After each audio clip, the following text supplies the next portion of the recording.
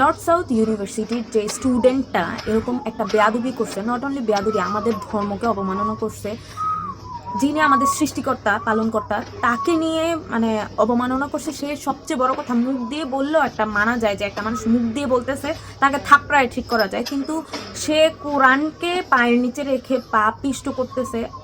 এর চেয়ে মানে খারাপ কিছু হতে পারে না পৃথিবীতে। আমরা কোন জমানায় আছি বর্তমানে তা হচ্ছে বোঝা যায়, কি পরিমাণ অবস্থায় মানে কি জঘন্য সিচুয়েশনে আমরা লালন পালন করতেছি, কোন যুগে আছি আমরা।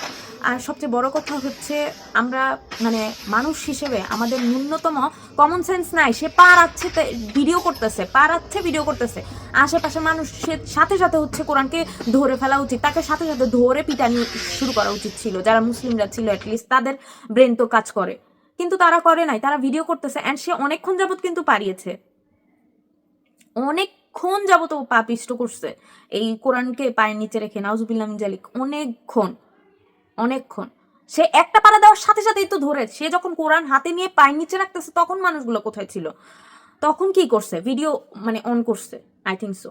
কারণ এছাড়া তো মানে কি বলবো। আর আমি এই প্রথম বাংলাদেশের মানুষের প্রতি বা বাংলাদেশি হিসেবে গর্ববোধ করতেছি, কারণ হচ্ছে এই প্রথম একটা মানুষ বেয়াদবি করছে আর তার শাস্তি সাথে সাথে সাথে সাথে হচ্ছে না, একদিন পর হলেও হচ্ছে, কিন্তু হচ্ছে। তাকে ধরছে আজকে, আর এর চেয়ে বড় খুশি খবর হতে পারে না। তাকে ধরছে, ধরে তাকে ইচ্ছা মতো কেলানি দিচ্ছে, আর সে তখন মাফ চাইতেছে। মাফ চাইলে আল্লাহ মাফ করে দেয়, কিন্তু মানে সে ক্ষমার যোগ্য কোনো কাজ করে নাই যে তাকে ক্ষমা করা লাগবে। তাকে আসলে ফাঁসি দেওয়া উচিত। যে কোনো ধর্মকে ছোট করা যাবে না, কোনো ধর্মকেই ছোট করা যাবে না। আমরা যারা মুসলিম আছি তারা আমরা কখনোই হিন্দু ধর্মকে ছোট করি না। ইভেন আমাদের ধর্মেও বলা নেই যে কোনো ধর্মকে ছোট করো। জাস্ট বলছে যে তোমার ধর্ম সম্পর্কে মানুষকে জ্ঞান দাও, তোমার ধর্ম সম্পর্কে মানুষকে তথ্য দাও,